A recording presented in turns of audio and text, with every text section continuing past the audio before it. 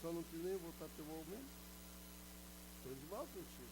O que houve, afinal? O que está lá? Eu algum problema nas contas públicas que não tem dinheiro para botar mais gente para votar aí? Que agora tem um.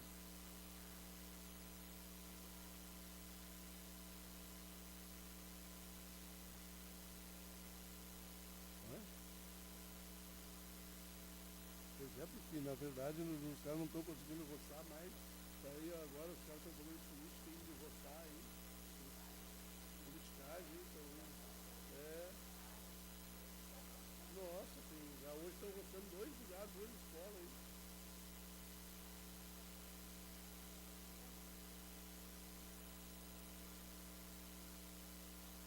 Pois é.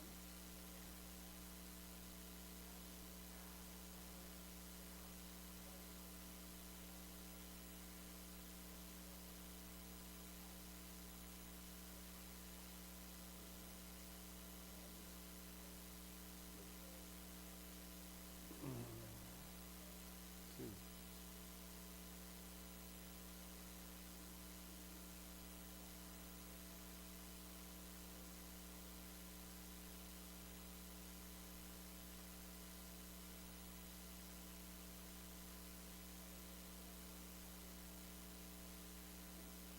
Mas não arrecadou, por que para uns vale e para outros não vale?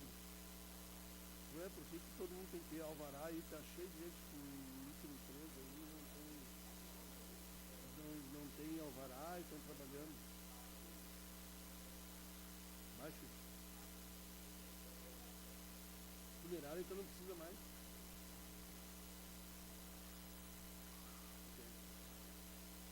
Então, por que uma tem e outra não tem? Então, precisa, mas o cara está eu minha concorrência está desde 97, não tem alvará, passou o governo Marcos todo trabalhando. Aqui ali, claro. Por que fazem isso? E aí vai ser anunciado, já foi, está tudo certo. O cara não tem a cidade certa. Lá para Thaís. A Thaís sabe disso. Agora estão números, hein? Agora, você conhece eu sei por que agora as microempresas têm que ter tudo, a venda presencial, tem que ter o teste aquele, né? Pô, tem que ter, né? Não é lei municipal. E por que um tem que ter e outro não tem que ter? Ah, pois é, mas aí o município fiscaliza isso? O que é o chefe? Sobre isso? Venda é ICM do Estado. Pois é. Mas não vai, outro não vai, tudo é uma bagunça, isso não arrecada. Vai dar problema isso. Vamos. Quer que eu abra?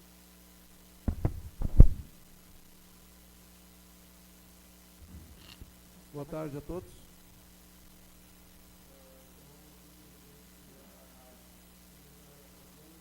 Está desligado. Agora. Alô. Boa tarde a todos. Presente aqui a secretária da Fazenda, Mara. Eu, presidente da Comissão de Orçamentos, Finanças e Contas Públicas, Agostinho André Arno, vereador de São Francisco de Paula. Então, dou ciência que está aberta a audiência para a apresentação das metas fiscais do terceiro quadrimestre de 2023. Era isto, e com a palavra a secretária da Fazenda, dona Mara. Boa tarde, presidente, boa tarde aos assessores aqui que nos assistem. Então, hoje a gente vai fazer a avaliação das metas fiscais do ano de 2023, referente ao exercício fiscal de 2023, apresentando aqui o comportamento das receitas, das despesas e o resultado obtido ao final do exercício, assim como se houve ou não o cumprimento das metas fiscais fixadas lá no ano de 2022, quando da aprovação da lei orçamentária e da lei de diretrizes orçamentárias. Um pouquinho, então, secretário.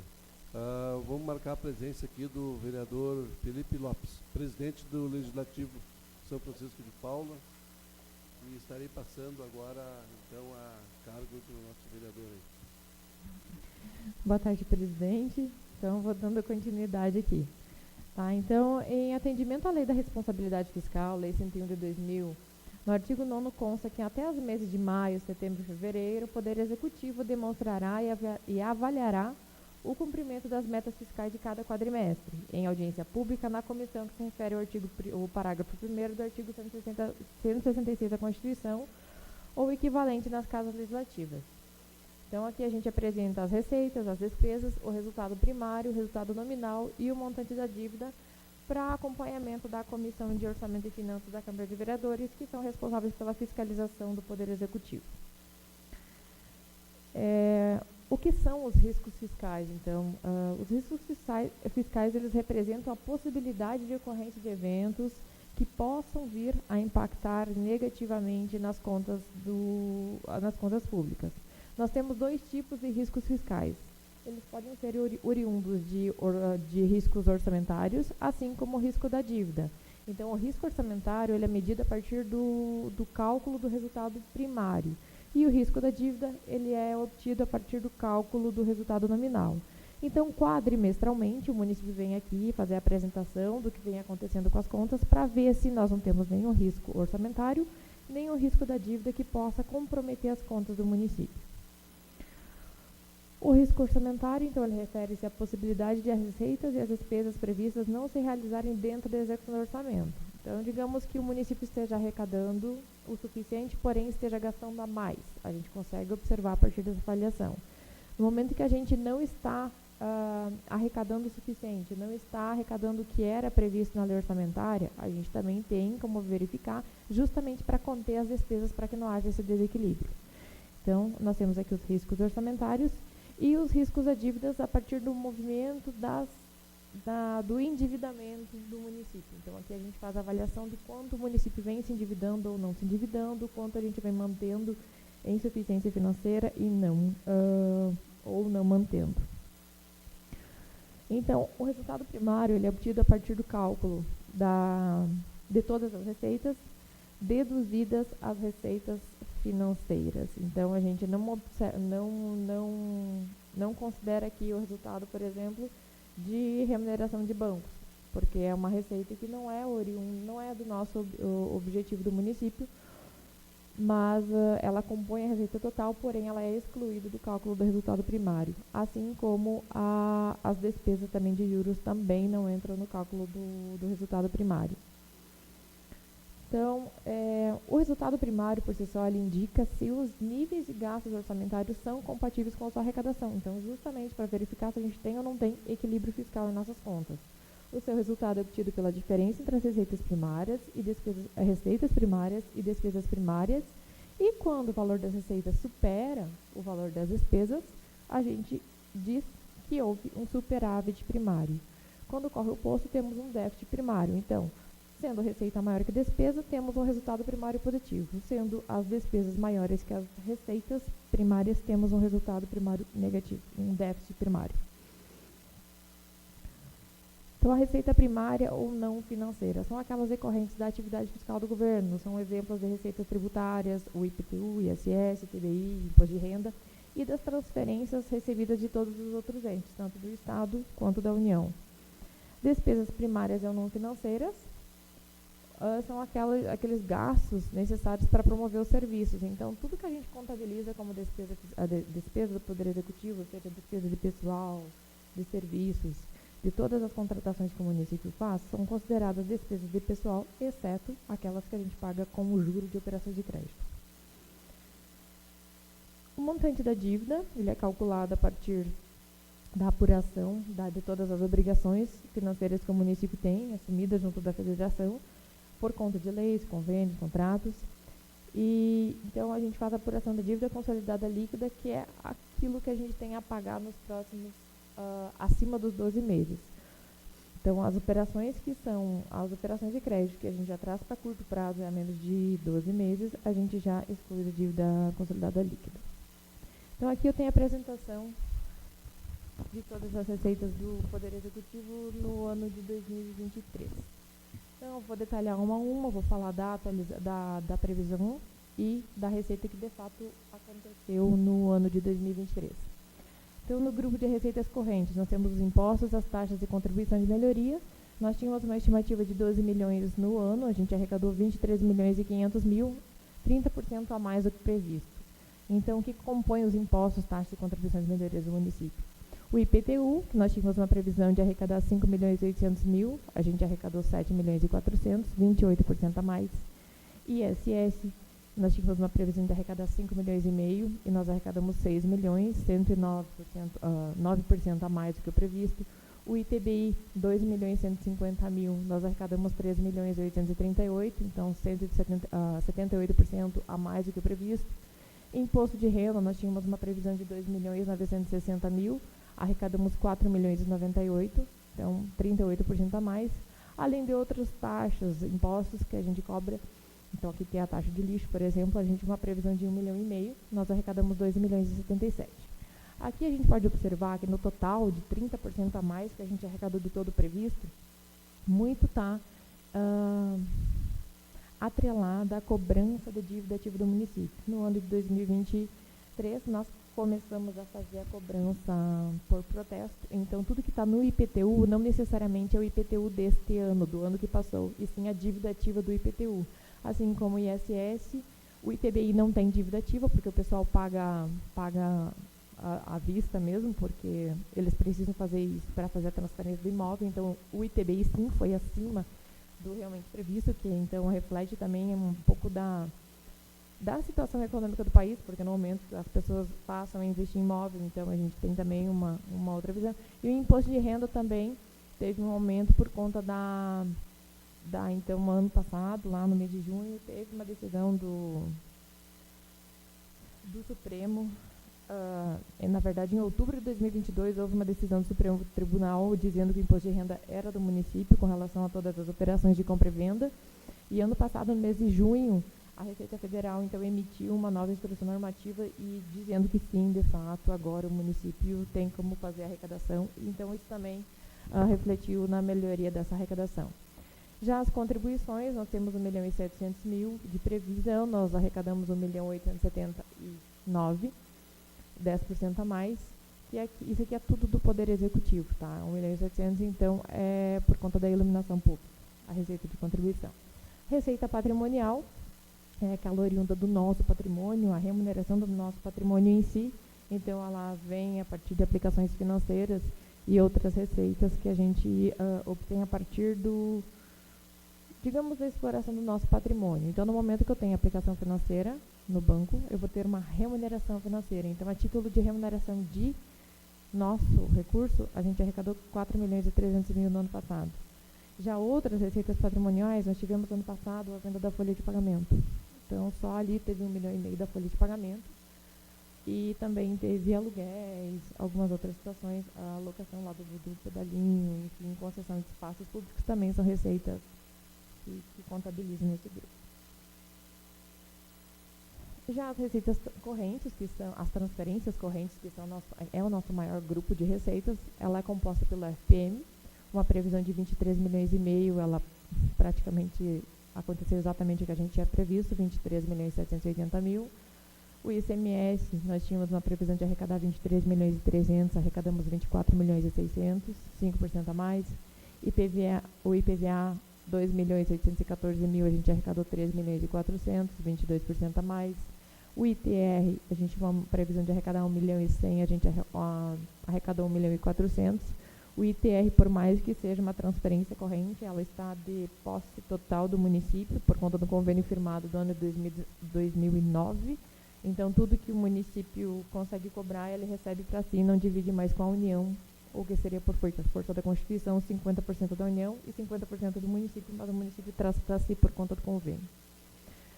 Nós temos as transferências da Lei Complementar 61, 318 mil foi arrecadado 240, ICMS de exoneração. As transferências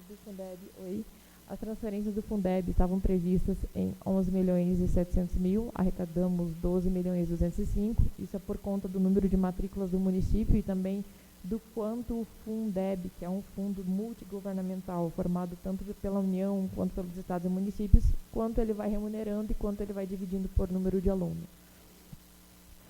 Outras transferências correntes, então, 17 milhões nós tínhamos uma previsão e recebemos 21 milhões 316. O que seriam essas outras transferências correntes?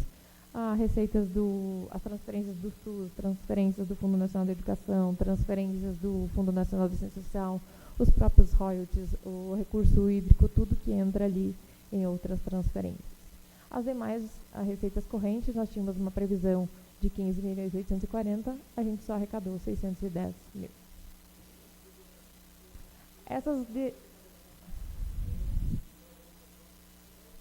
Aquela diferença ali? 15 milhões a menos? Essas demais receitas correntes, a contabilidade fez uma previsão levando em consideração o erro de estimativa dos últimos anos.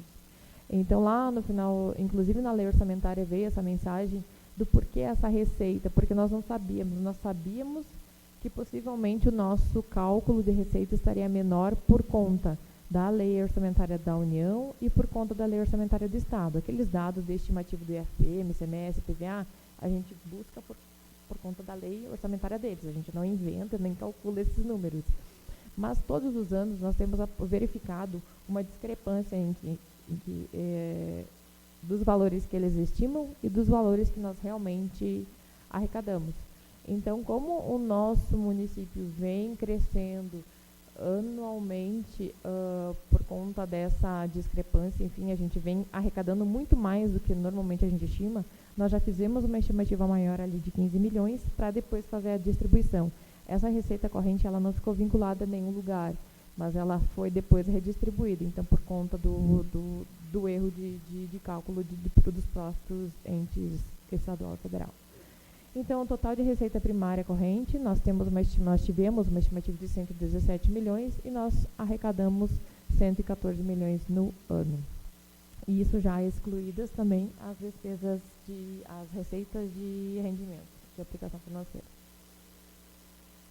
As receitas primárias de capital, então, nós temos, além das correntes, nós temos as receitas primárias de capital. Então, oriunda de operação de crédito, nós tínhamos uma previsão de 5 milhões 240 mil, a gente arrecadou 4 milhões e 800 mil.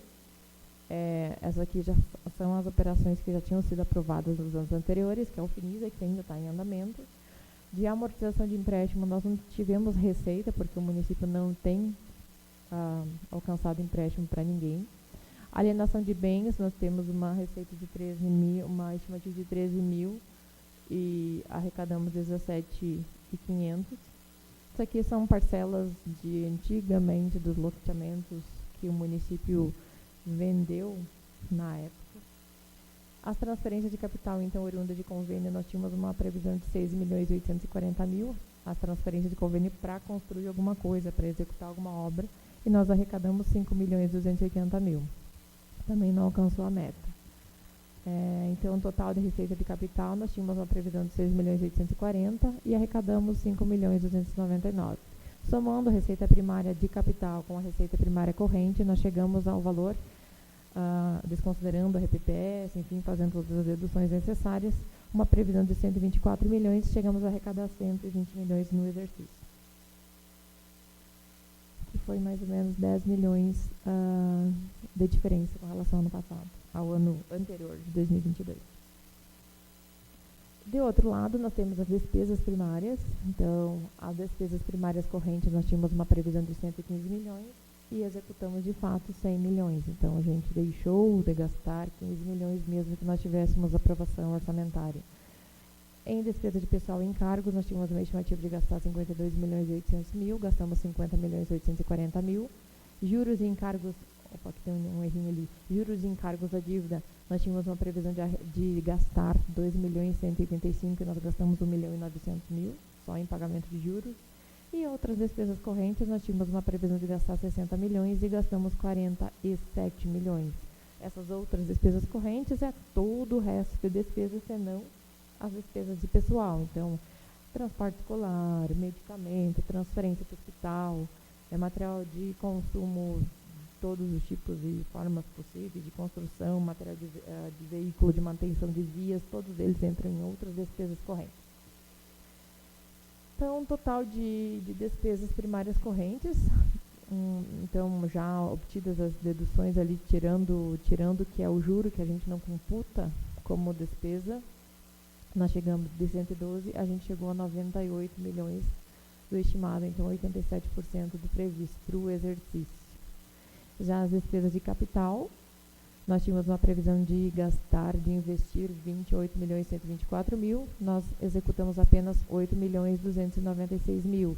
Destes, 25 milhões era para ser investimento, tanto em aquisição de equipamentos, como obras de construção de prédios, obras de pavimentação, mas no final das contas apenas foi realizado 5.847.000 no exercício. Aqui nós tivemos um problema com a parte da licitação, alguns atrasos, muitas obras também foram abandonadas pelas empresas, o que também atrasou todo o processo. Enfim, então nós sempre temos uma boa estimativa de obras, no entanto, a parte na hora de executar não é assim tão simples, simplesmente ter o recurso, mas sim tem que ter um monte de outras situações que precisam funcionar no todo. Então, no total de despesa primária prevista de 142 milhões no ano, nossa lei orçamentária então já estava em 142 milhões para poder gastar, nós gastamos apenas 106 milhões. Além desses 106 milhões, nós temos também o pagamento dos restos a pagar, nós tínhamos 14 milhões de restos a pagar do exercício passado, e então nós também quitamos. Então, deduzindo as despesas de capital das receitas, deduzindo as despesas primárias das receitas primárias, nós temos um resultado entre um e o outro, que é a sobra, a diferença de um para o outro, de 1.385.000. Ou seja, nós tivemos um resultado primário positivo de 1.385.000 no ano. Então, nós arrecadamos mais do que gastamos, e inclusive pagamos nossos restos de 14 milhões.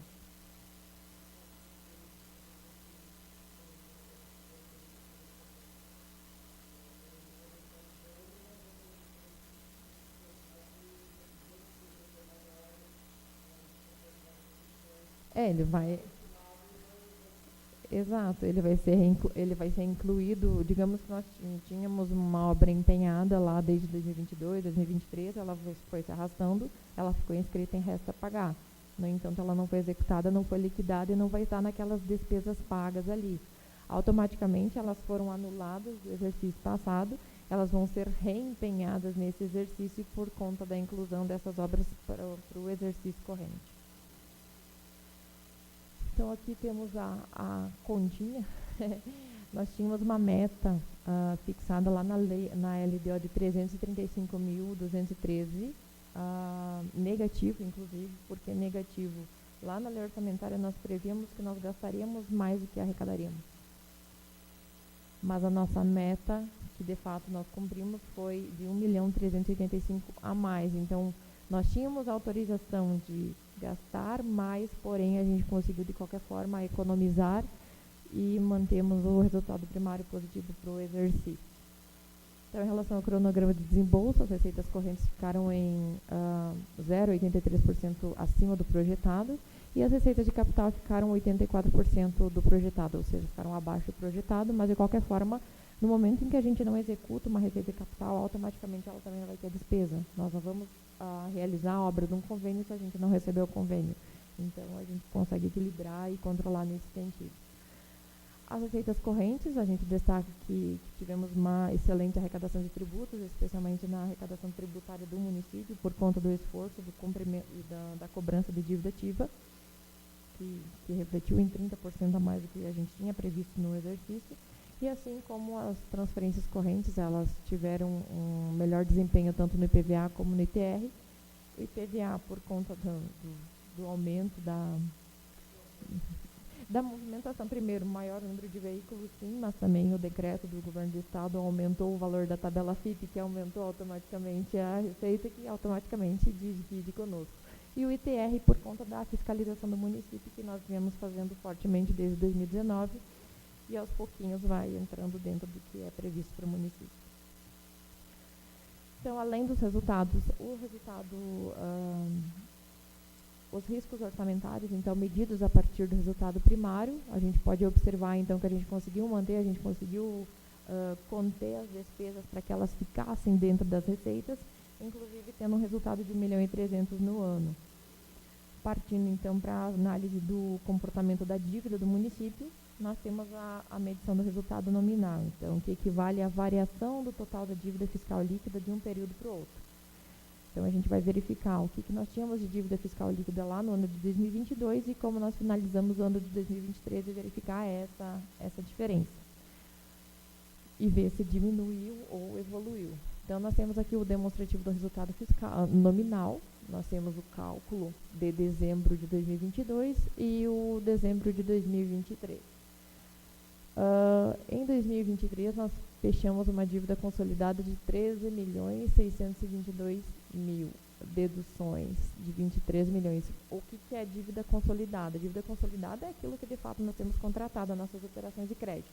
Nós tínhamos 11 milhões em 2022, a nossa dívida subiu para 13 milhões por conta da contratação da Finisa. Conforme a Finisa vai liberando, a nossa dívida vai aumentando, nosso comprometimento vai aumentando. Então, nós tínhamos um comprometimento de 11 milhões e 700 e subimos para 13 milhões e 600 em 2023, um aumento de 16%. Aí, desse total de dívida que nós temos as deduções. É uma conta inversa. Nós vamos ver o que nós temos em caixa para ver a nossa capacidade de pagamento daquela dívida. Então, em 2023, nós fechamos em disponibilidade de caixa em 23.963.000, enquanto em 2022 nós tínhamos 32 milhões. Então, nós diminuímos o nosso caixa de um ano para o outro. No entanto, mesmo assim, se nós pegarmos tudo que nós temos em caixa e deduzir o que nós temos a pagar, tanto em dívida como em restos a pagar, nós ainda chegamos a um resultado de dívida consolidada líquida de 10.340.000. Se nós pagarmos tudo que nós estamos devendo no dia 31 de dezembro, que hoje já estamos em fevereiro, é outra situação, se no dia 31 de dezembro nós pagássemos tudo que nós estávamos devendo para nossos fornecedores e nossos bancos, que a gente empresta dinheiro, nós ainda teríamos uma sobra de 10.340.000. Ali tem um resultado negativo, mas é porque a conta do resultado nominal ela é inversa. Lá no ano de 2022, nós tínhamos uma sobra, se nós fôssemos ter quitado tudo na época, nós teríamos uma sobra de 20 milhões. Então, o que é o resultado nominal?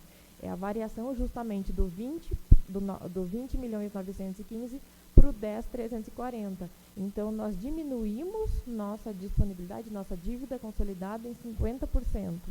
Porque o município gastou mais no exercício, contratou mais dívida, mas isso não quer dizer que ele está endividado. Nós temos a possibilidade e capacidade de quitar todas as nossas obrigações, tendo, então, apurando um resultado nominal de 10.574.000 de um ano para o outro.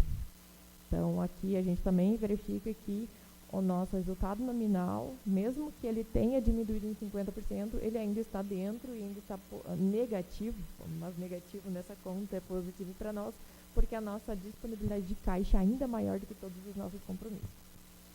Estava a mais do que a nossa dívida consolidada dos nossos compromissos. Se tiverem algum questionamento, fiquem à vontade, tá?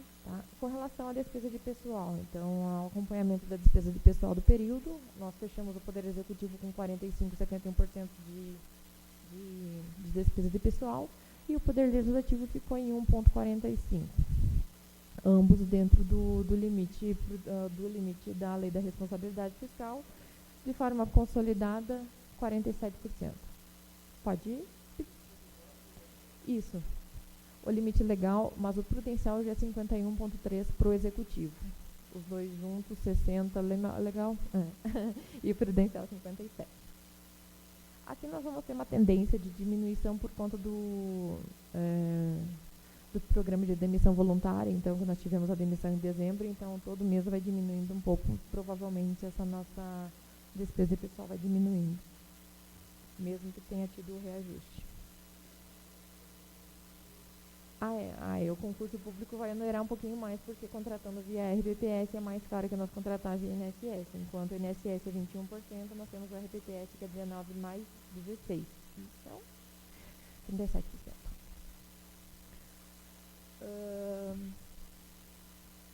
as despesas com educação. Então, nós temos o mínimo constitucional a cumprir com educação todos os anos, de 25%.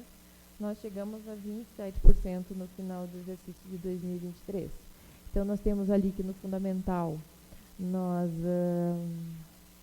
só com o MDE, nós destinamos 5.584.000, para o infantil 3.600.000, alguma coisa para o EJA de 1.023, que ali, na verdade, a gente só tem a despesa de merenda escolar que nem computa, mas ali a gente tem algum material que a gente comprou para o EJA. Educação especial, 24.000, e outras, então, que ali é mais a parte de gestão, que não contabiliza nem para o fundamental, nem para o infantil, e sim depois ela rateada pelo FIOP, 2.560.000. Além disso, nós tivemos uma destinação de 13 milhões para o Fundeb, embora nós destinamos 13 milhões, mas recebemos de volta apenas 12.200.000. Aplicando, então, MDE e Fundeb, 24 milhões no exercício. 24 milhões sobre o total de desrespeitos lá, 84, a gente chega a 27,35. Quando eu falo em perda com o Fundeb, por que a gente transferiu 13 milhões? Nós transferimos 13 milhões e recebemos apenas 12 milhões. Nós temos uma perda do Fundeb de 848.000 no ano de 2023 por conta do número de matrículas. O que acontece? O município, a cada arrecadação que a gente tem, tanto do Estado quanto da União, seja IPVA, ICMS, FPM, IPI, ITR, tudo isso, tanto a União quanto o Estado já retém lá na fonte 20%. Por mais que eles contabilizem o repasse da íntegra para nós, eles já retêm esse dinheiro nem para nós. Eles já vai para o fundo do Estado ali, que a gente tem um fundão do Fundeb no Estado. Então, tanto a União quanto o Estado já transferem esses 20% do que seria nosso. No momento que cai para esse fundo estadual, esse fundo ele é rateado entre todos os 497 municípios conforme o número de matrículas, seja na fundamental, infantil, enfim, integral ou na integral. Então, ali com essa redistribuição, o município acaba perdendo 848.000. Então, eu vou falar uma coisa que até pode soar errado, mas para o município de São Francisco de Paulo, o Fundeb é prejuízo. Mas não deixa de ser porque é de verdade. Porque nós acabamos contribuindo para que os outros municípios tenham mais recursos do Fundeb e nós não. A gente dá o nosso recurso para eles por conta da redistribuição do Fundeb. O que nós já temos indicado aqui no município é para que a gente otimize a nossa estrutura, não aumente necessariamente a despesa, mas sim otimize a nossa estrutura. Sim, aí a gente esbarra num monte de situações legais, que um professor só pode atender tantos alunos, mas o quanto mais o professor atender, o custo dele automaticamente vai ser dividido em mais crianças e a gente consegue atender mais crianças. Tem algumas situações a serem feitas. O município de São Francisco também tem um outro porém, que nós temos a questão do alto gasto com transporte escolar, e isso também onera os nossos cofres por conta do alto custo de transportar uma criança. Tem crianças que viajam mais de 1 hora por dia, então isso também tem essa questão de onerar nesse sentido. Mas é a situação do município de São Francisco, nós temos que nos adequar a ela. Sim.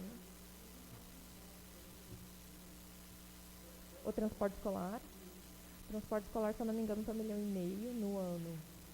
A gente gasta em torno de 6. Para tanto ensino médio. É que a gente tem que transportar também o médio, né? Embora o médio e o fundamental eles dividem no mesmo ônibus às vezes, mas ele não chega nem à metade do valor. E o que a União nos manda, menos ainda. A União é uma vergonha que eles mandam. Aqui temos também a despesa com saúde. Nós temos uma obrigação constitucional de cumprir 15%. Nós, ano passado, cumprimos muito acima do que historicamente nós temos cumprido. Atingimos quase 22%, especialmente por conta do aumento do convênio do hospital. Então, de 86 milhões de todas as nossas receitas, 13 milhões a gente destinou do recurso livre, 18 milhões do recurso livre a gente colocou para a saúde, ali distribuído em atenção básica, que seriam nossas unidades de saúde, assistência hospitalar ambulatorial, então, que é o hospital, 7.762.000, juntamente com o transporte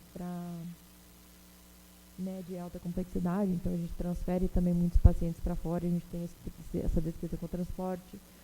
Suporte profilático aqui, então, é a farmácia, 812 mil, vigilância sanitária.